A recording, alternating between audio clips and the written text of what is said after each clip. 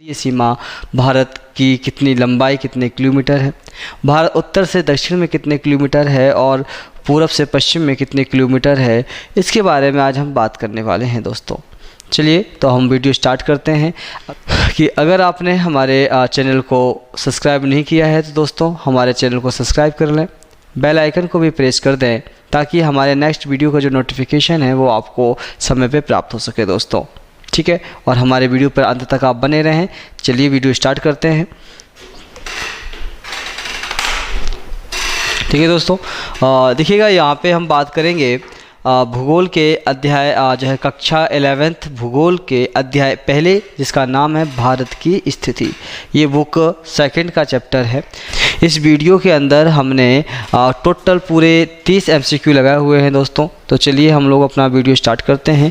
पहला क्वेश्चन हमारा देखिए दोस्तों क्या है। पहला क्वेश्चन आता है कि भारत किस गोलार्ध में स्थित है।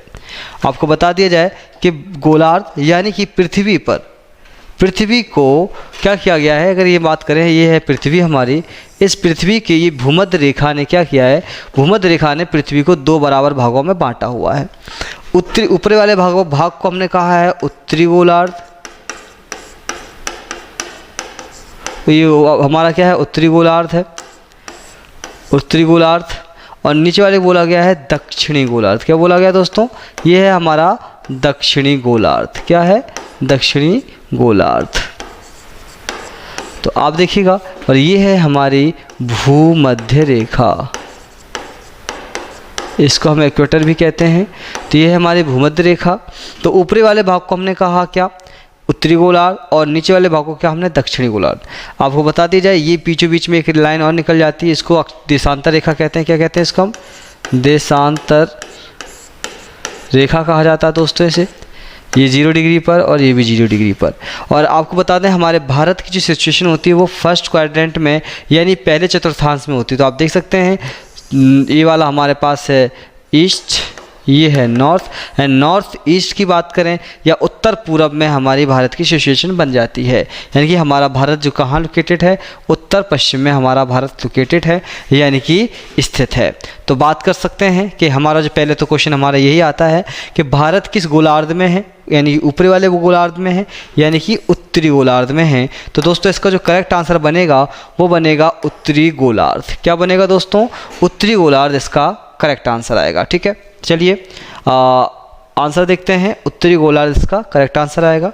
देखें यहाँ पे समझिएगा कि ग्लोब क्या है। ग्लोब पृथ्वी की अति लघु प्रतिकृति है और इस ग्लोब को मुख्यतः 2 गोलार्धों में बांटा गया है, उत्तरी गोलार्ध और दक्षिणी गोलार्ध। भारत उत्तरी गोलार्ध में शामिल है दोस्तों। ठीक है, चलिए अगले क्वेश्चन की अगर हम बात करें तो देखिए अगला क्वेश्चन हमारा क्या है।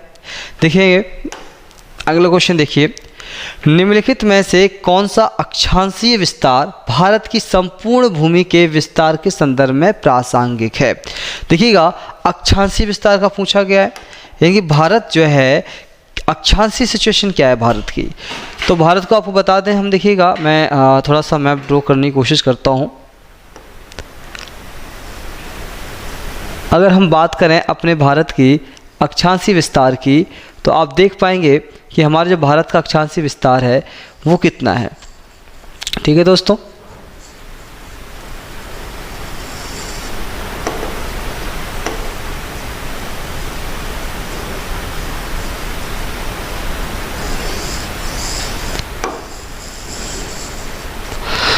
देखिएगा नीचे से आप बात करते हैं, यहाँ पे हमारे भारत पड़ता है 8 डिग्री 4 मिनट से अक्षांश रेखा से, और यहाँ है हमारे पास 37 डिग्री 6 मिनट। ठीक है दोस्तों, तो आप देख सकते हैं कि भारत की जो सिचुएशन है, हमारे इंडिया की जो सिचुएशन है अक्षांशीय रेखा पर दोस्तों, कहाँ पर, अक्षांशीय रेखा पर जो भारत की सिचुएशन बनती है वो 8 डिग्री 4 मिनट से लेकर 8 डिग्री 4 मिनट से लेकर 37 डिग्री 6 मिनट किस नंबर पे आ रहा है, ऑप्शन नंबर सी पर आ रहा है दोस्तों। ऑप्शन नंबर सी पर हमारा जो है आता है। क्या पूछा गया था, अक्षांशीय विस्तार पूछा गया था।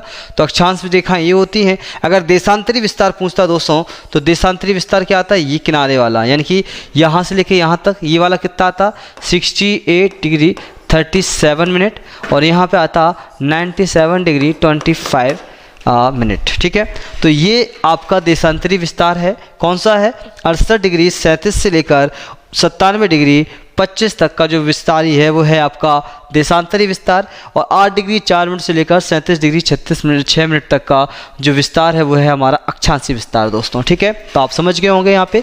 तो करेक्ट आंसर हमारा सी आएगा, देखेंगे आप यहाँ पे सी हमारा करेक्ट ऑप्शन है। यहाँ बात करें भारत जो है 8 डिग्री 4 उत्तरी अक्षांश से लेकर 37 डिग्री 6 उत्तरी अक्षांश तक लगभग 30 अक्षांशों की तक विस्तृत है। वहीं भारत का देशांतरी विस्तार 68 डिग्री 7 से लेकर पूर्वी देशांतर से 97 डिग्री 25 पूर्वी देशांतर तक स्थित है। ठीक है, तो आप देखो डिफरेंस भी निकालना चाहें तो कितना आता है, अगर आप मान लीजिए 37 डिग्री 6 में से अगर 8 डिग्री 4 निकालें लगभग 30 आएगा। वहीं पर अगर हम बात करें 97 डिग्री 25 में से 68 डिग्री 7 अगर लेस करें तो लगभग 30 आएगा। तो इनका जो डिफरेंस आता है वो 30 का है आपका। ठीक है, भारत का क्षेत्रफल कितने वर्ग किलोमीटर है दोस्तों? तो आपको बता दें जो भारत का जो क्षेत्रफल है वो है 32.8 लाख वर्ग किलोमीटर। इसके अकॉर्डिंग जो ABC में है इसका करेक्ट आंसर सी हो जाएगा, 32,08,000 वर्ग किलोमीटर होगा। देखें भारत का क्षेत्रफल जो है 32,87,263 वर्ग किलोमीटर है, जिसे संक्षिप्त में 32.8 लाख वर्ग किलोमीटर कहा जाता है। भारत विश्व का 7वां बड़ा देश है दोस्तों। देखिएगा भारत जो है विश्व का 7वां बड़ा देश है। तो देखिएगा पहला कौन है, पहले की अगर हम बात करें सबसे बड़ा जो देश है वो है दोस्तों रूस। यहाँ पे बात करेंगे हम, यहाँ पे बात करते हैं सबसे बड़ा दोस्त जो देश है दोस्तों वो क्या है, वो है आप यहाँ पे हम बात करें, थोड़ा मैं स्पेस देख लेता हूँ।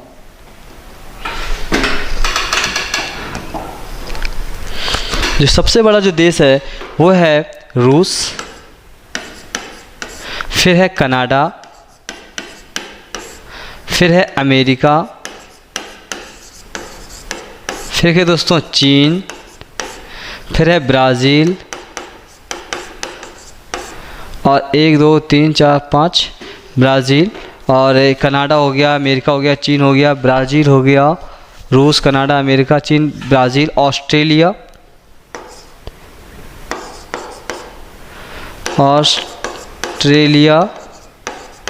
और फिर आता है हमारा इंडिया।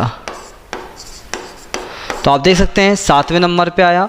तो यहाँ पे आप देख सकते हैं सबसे जो क्षेत्रफल की दृष्टि सबसे बड़ा देश कौन सा है, रूस है, और सबसे 7वें नंबर पे कौन सा है, वो है हमारा खुद का इंडिया। ठीक है, तो हमारा देश कौन सा, इंडिया 7वें नंबर पे आता है क्षेत्रफल की दृष्टि से।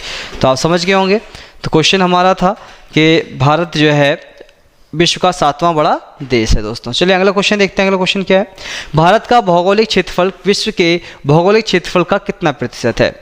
अगर हम बात करें पूरे विश्व में यानी कि पृथ्वी जितना है उस पृथ्वी के क्षेत्रफल की अगर हम बात करें, ये पृथ्वी का क्षेत्रफल है, इस पूरे पृथ्वी के क्षेत्रफल में से भारत का प्रतिशत कितना है? तो आपको बता दें 2.4। कितना है दोस्तों? 2.4, यानी कि सी इसका करेक्ट आंसर आ जाएगा। जो इंडिया है हमारी वो कितने प्रतिशत में आती है? 2.4% में हमारी पृथ्वी आती है, मतलब हमारा इंडिया आता है। तो सी इसका करेक्ट आंसर हो जाएगा दोस्तों। ठीक है, क्षेत्रफल में रूस, कनाडा, अमेरिका, चीन, ब्राज़ील और ऑस्ट्रेलिया के बाद भारत 7वां बड़ा देश है दोस्तों। देखिए अगला क्वेश्चन कहता है भारत का विस्तार कितने अक्षांश और देशांतर के बीच फैला हुआ है? तो 30 का है। कितना है दोस्तों? इसमें करेक्ट आंसर आ जाएगा 30 में है, क्योंकि दोनों में डिफरेंसेस बताए थे मैंने, कितने का अंतर आ रहा है, 30 का है। तो लगभग 30 का करेक्ट आंसर हो जाएगा। ठीक है, करेक्ट आंसर 30 आएगा हमारा। अगला क्वेश्चन की बात करते हैं। तो दोस्तों अगले क्वेश्चन की देखिएगा, यहाँ पे ये वही दे रखा है। यहाँ पे अगला क्वेश्चन समझें, अगर आप सीधी रेखा में राजस्थान से नागालैंड की यात्रा करें तो आप निम्नलिखित नदियों में से किस एक को पार नहीं करेंगे दोस्तों? अगर आप सीधी रेखा में राजस्थान से लेकर नागालैंड की ओर जा रहे हैं, इनकी पश्चिम से पूरब की ओर जा रहे हैं, तो निम्न में से ये जो ऑप्शन में दे रखी है इनमें से किस नदी, कौन सी नदी आपके रास्ते में नहीं पड़ेगी दोस्तों? यमुना, सिंधु, ब्रह्मपुत्र या गंगा? तो आपको बता दें दोस्तों कि यहाँ पर जो नदी नहीं पड़ेगी वो नहीं पड़ेगी आपकी सिंधु नदी। क्योंकि आपको बता दें क्योंकि ये सिंधु नदी है मानसरोवर झील से, जो है जैसे मान लीजिए हमारा भारत का नक्शा है, इस भारत के नक्शे में आप देखेंगे कि भारत के नक्शे में आप देख सकते हैं कि ये मानसरोवर झील से यहाँ से निकल कर सिंधु नदी ऐसे निकल जाती है, और राजस्थान हमारा पड़ता है इस जगह पर। तो राजस्थान से सीधे आप नागालैंड जा रहे हो, तो मतलब ही नहीं है कि ये आपको कहीं बीच में पड़ जाए नदी। ठीक है, तो सिंधु इसका करेक्ट आंसर हो जाएगा।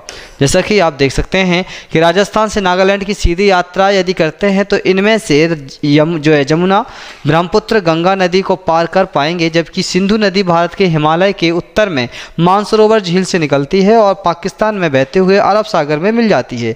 इस कारण प्रश्न के अनुसार सिंधु नदी इस सीधी रेखा में नहीं जा पाएगी। तो इसका जो करेक्ट आंसर आएगा दोस्तों वो क्या आएगा? सिंधु नदी आएगा। ठीक है, बात करते हैं कि निम्नलिखित में से किस देश की भारत के साथ सबसे लंबी स्थलीय सीमा लगती है। तो आपको बता दिया जाए कि इस देश में अगर हम बात करें तो यहाँ पे आप देख सकते हैं किस देश की लगेगी। तो आप इसका जो करेक्ट आंसर आ जाएगा वो आ जाएगा बांग्लादेश आएगा, क्योंकि बांग्लादेश की जो तटीय रेखा है वो भारत के साथ सबसे ज़्यादा वो शेयर करता है, ठीक है। और सबसे कम करने वाला जो देश है वो है अफ़गानिस्तान। दोस्तों कौन सा है? वो अफ़गानिस्तान है। अफ़गानिस्तान की जो रेखा है अफ़गानिस्तान, ये बहुत कम तट रेखा जो है साझा करता है हमारे भारत की रेखा के साथ, यानी कि भारत की स्थलीय सीमा के साथ।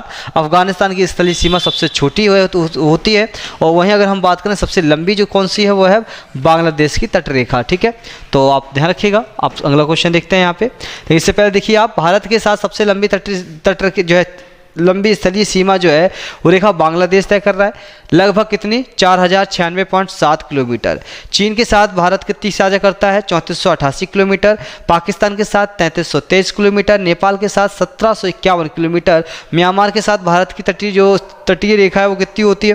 वो होती है 699 किलोमीटर साझा करता है स्थलीय सीमा। वहीं पे अफगानिस्तान के साथ इसकी सिर्फ 106 किलोमीटर की सीमा ये साझा करता है स्थलीय सीमा। तो आप समझ सकते हैं कि सबसे कम जो स्थलीय सीमा किसके साथ लगती है भारत की? वो लगती है अफगानिस्तान के साथ, मात्र 106 किलोमीटर। दोस्तों कितनी? मात्र 106 किलोमीटर। अगला क्वेश्चन की बात करते हैं, देखिएगा थोड़ा यहाँ पे क्या दिया हुआ है। यहाँ पे कुल स्थलीय अंतर्राष्ट्रीय सीमा रेखा की लंबाई कितनी है? दोस्तों अगर हम बात करें भारत की कुल अंतर्राष्ट्रीय सीमा रेखा की जो बात करें तो कितनी है? 15,160.67 किलोमीटर, ठीक है दोस्तों। कितनी है? 15,160.6 किलोमीटर। जो 67 किलोमीटर की जो रेखा है वो अंतर्राष्ट्रीय स्थलीय रेखा है। दोस्तों कितनी है?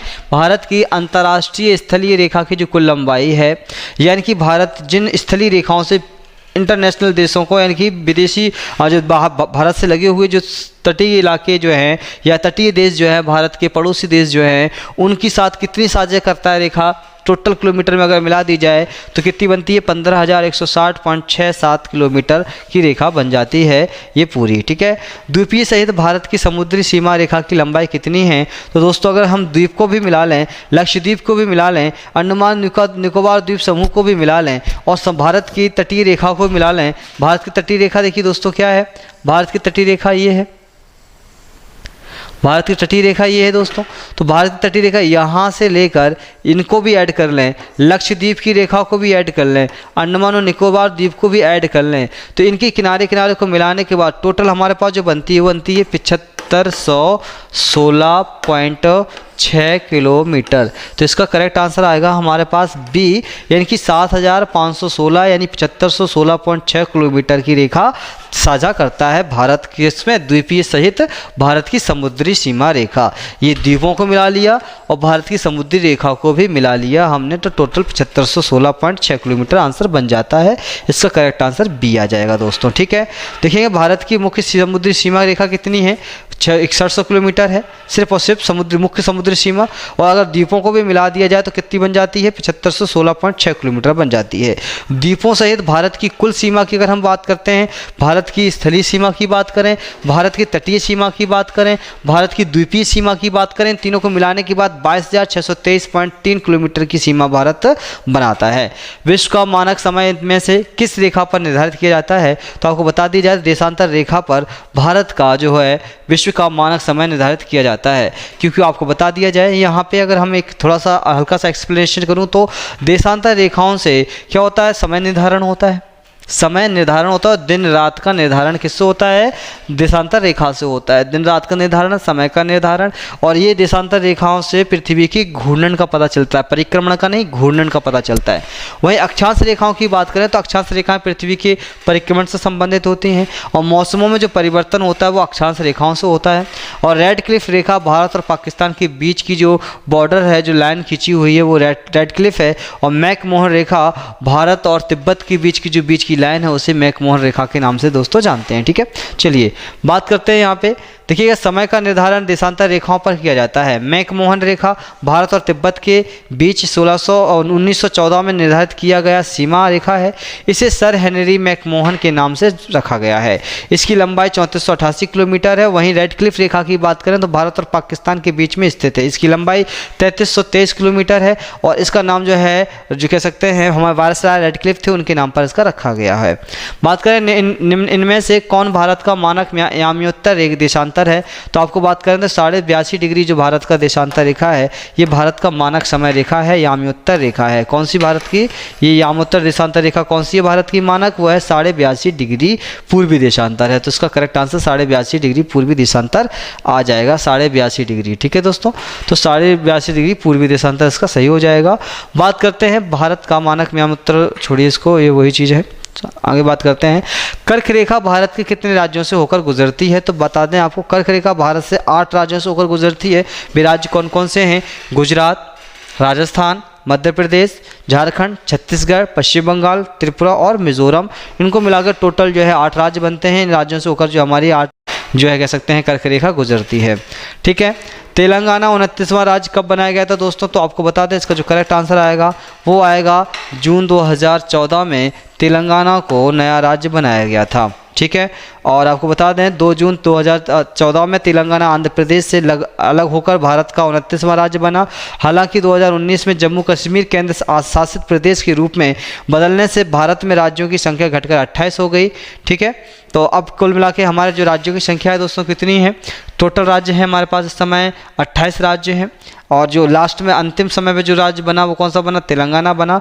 और बाद में अगर देखा जाए जो अब जम्मू कश्मीर था उनको अब क्या कर दिया गया है, यूनियन टेरिटरी के घोषित कर दिया गया है।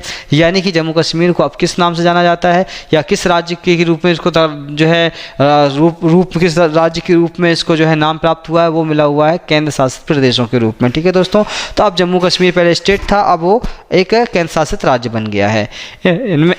इनमें से कौन सा देश भारत से क्षेत्रफल से में बड़ा नहीं है, रूस दोस्तों बड़ा है, संयुक्त राज्य अमेरिका बड़ा है, ब्राज़ील भी बड़ा है, लेकिन श्रीलंका भारत से बड़ा नहीं है। तो इसका करेक्ट आंसर श्रीलंका आ जाएगा, क्योंकि श्रीलंका का क्षेत्रफल मात्र 65,610 वर्ग किलोमीटर है, वहीं भारत का है 32.8 लाख वर्ग किलोमीटर। तो आप समझ सकते हैं कि भारत जो है कितना बड़ा होगा।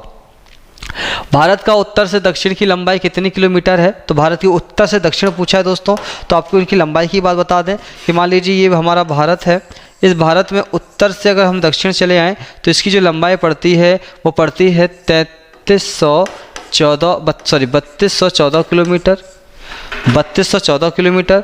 और अगर हम यहाँ से पूर्व से पश्चिम की ओर जाएँ तो इसकी जो पड़ती है 2933 किलोमीटर। ठीक है, 2933 किलोमीटर ये पड़ती है पूर्व से पश्चिम, और उत्तर से दक्षिण पड़ती है 3214 किलोमीटर। तो यहाँ पूछा गया उत्तर से दक्षिण पूछा गया, तो इसका करेक्ट आंसर आ जाएगा हमारा ऑप्शन नंबर बी। देख सकते हैं आप, ऑप्शन नंबर बी इस करेक्ट आंसर होगा।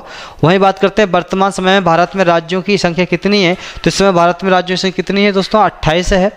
अगर हम बात करें अगला क्वेश्चन देखिएगा, अगला क्वेश्चन क्या कहता है, भारत किस महासागर के मध्य में स्थित है, तो देखिएगा भारत का जो दक्षिणी भाग है वो बीचों बीच किस महासागर के बीच में, वो हिंद महासागर के बीच में है। तो इसका करेक्ट आंसर हमारा आएगा हिंद महासागर आ जाएगा दोस्तों। ठीक है, बात करते हैं हिंद महासागर के केंद्र में भारत की स्थिति के कारण इसे निम्न में से कौन सा लाभ प्राप्त होता है, प्राकृतिक सुरक्षा मिल जाती है, भारतीय संस्कृति का विस्तार भी होता है, व्यापारिक संबंध का विस्तार होता है, उपरोक्त सभी।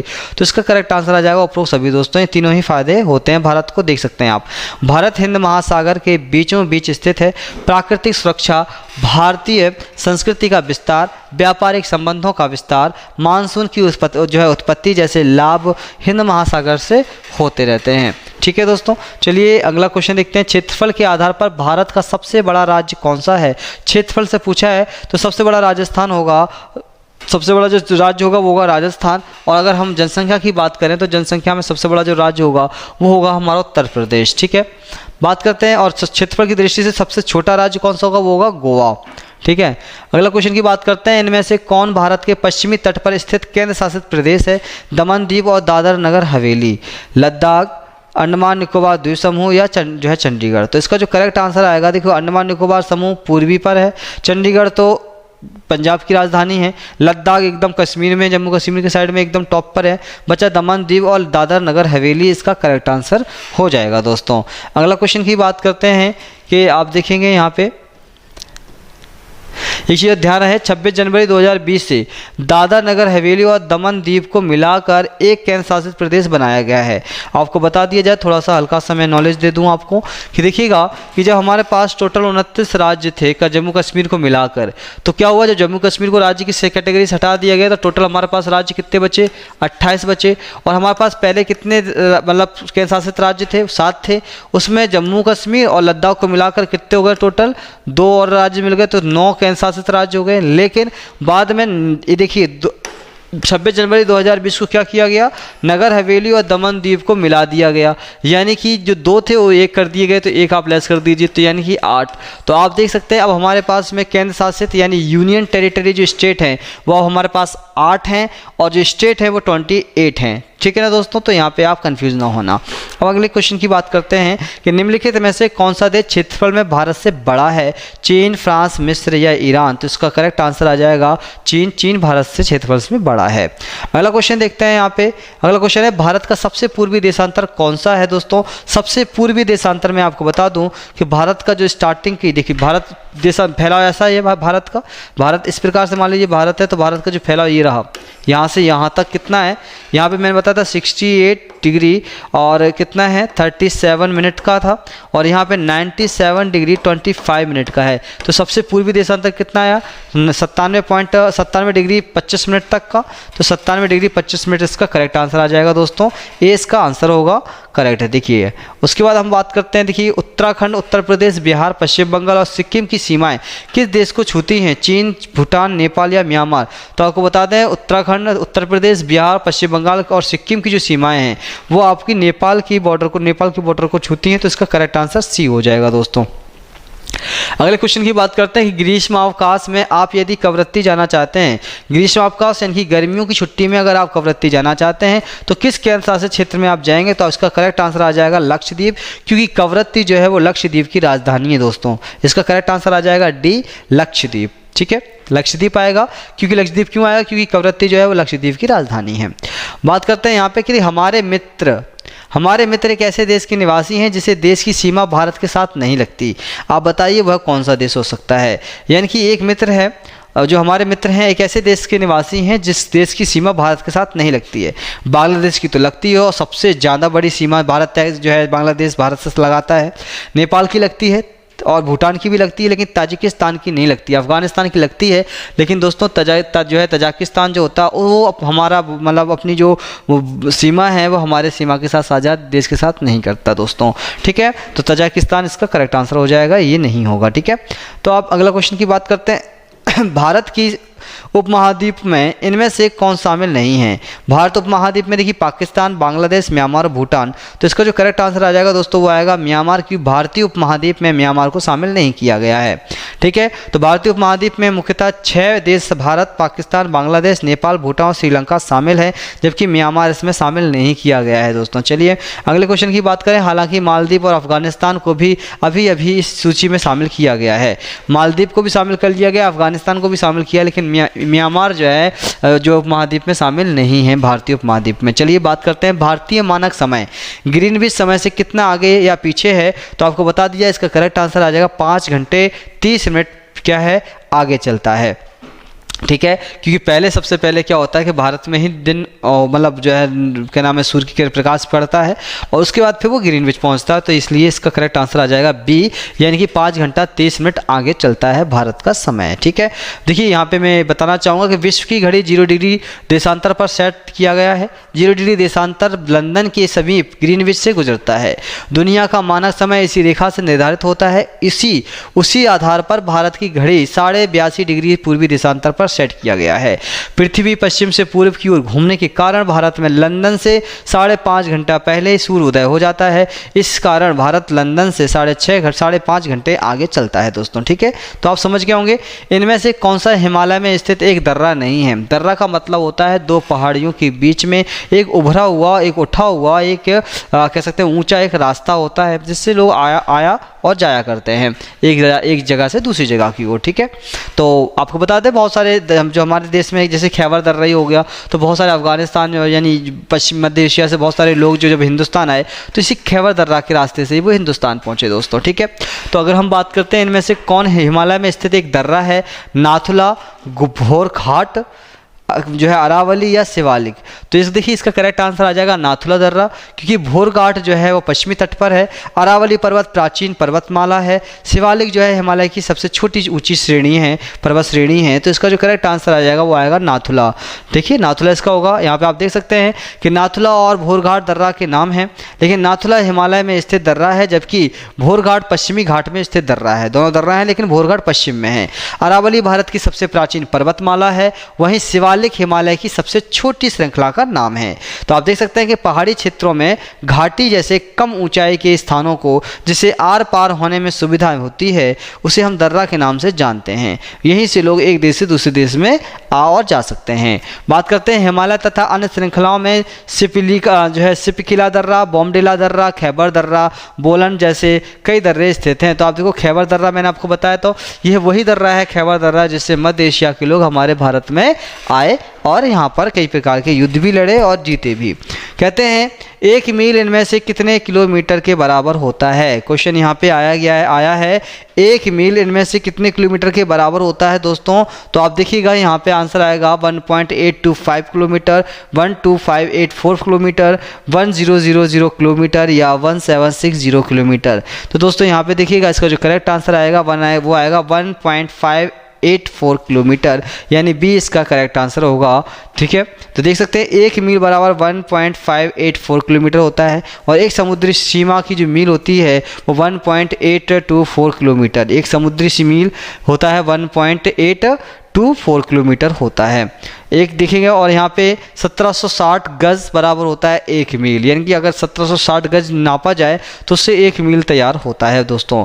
भारत में किस राज्य की समुद्र तट रेखा की लंबाई सबसे अधिक है दोस्तों। अगला क्वेश्चन देखिएगा, भारत में किस राज्य की समुद्र तट रेखा लंबाई जो है वो सबसे अधिक है। समुद्र तट रेखा महाराष्ट्र, आंध्र प्रदेश, तमिलनाडु या फिर गुजरात। यहाँ पे दोस्तों गुजरात आएगा, राजस्थान गलत दिया हुआ है, यहाँ पे आएगा गुजरात।